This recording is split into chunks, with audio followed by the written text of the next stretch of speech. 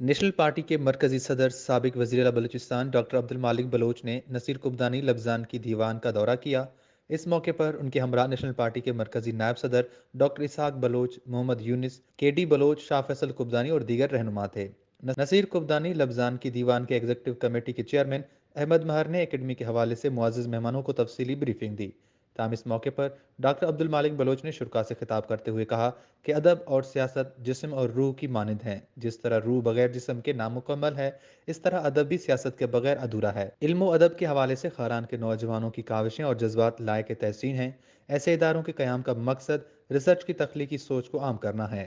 نوجوان فن شاعری کے ساتھ ہی ریسرچ پر بھی توجہ مرکوز کریں۔ ہماری خوش قسمتی ہے کہ نوجوان نسل اپنی مادری زبان میں لکھنے اور پڑھنے میں دلچسپی رکھتے ہیں۔ انہوں نے کہا کہ ضرورت اس امر کی ہے کہ بلوچستان کے نوجوان بلوچی، براہوی اور پشتو زبانوں کو پڑھیں اور لکھیں۔ انہوں نے کہا کہ مادری زبانوں کو زندہ رکھنے کے لیے مقامی سطح پر ایسے ادبی اداروں کی خدمات کسی سے ڈھکی چھپی نہیں ہیں۔ زبانوں کی ترویج اور ترقی اور ان کی بقا کے لیے ضروری ہے کہ اسے اپنی تخلیق کا حصہ بنایا جائے۔ قوموں کی مستقبل تعلیم اور زبان سے وابستہ ہیں۔ ہماری 2.5 سالہ حکومت نے زبان اور ادب کے ترقی کے لیے تمام اکیڈمیوں کی گرانٹ بڑھائی۔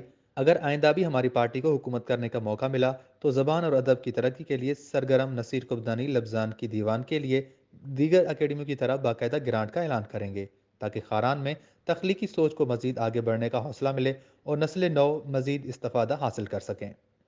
وش نیوز خاران۔